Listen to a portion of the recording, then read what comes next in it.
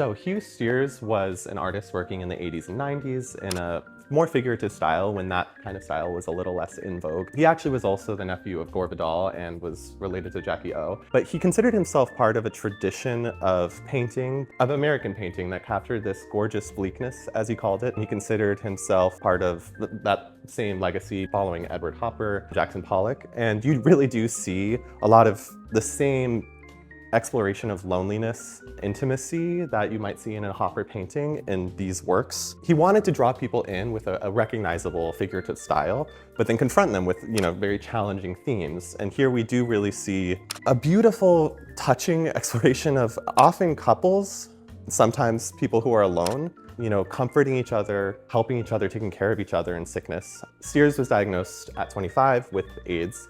He actually passed away in 1995 when he was only 32. And so a lot of his work delves into this exploration of sickness, but in a way that's not just sentimental, trying to be overly sad, but there is a lot of dignity in his portrayals of these people.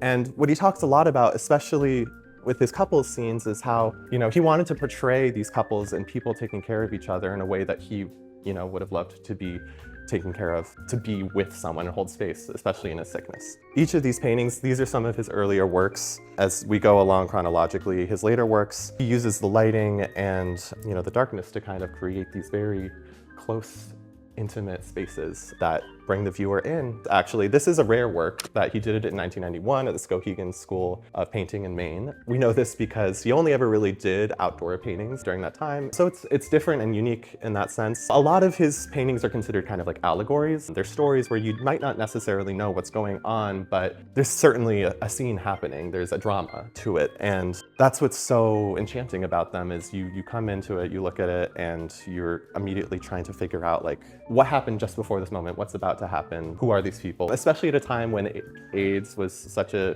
major issue in America and the world. You can only imagine like what must be going on for these people.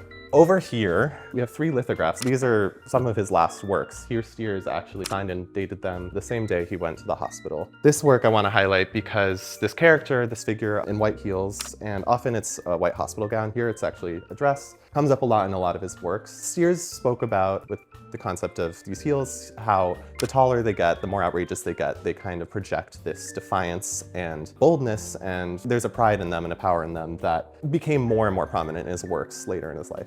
Looking at everything, I think there's a deep sadness in all of this and intimacy with these couples, but I think what really stands out as well is not just sentimentality or these people feeling sorry for themselves, but a sense of pride and taking care of loved ones.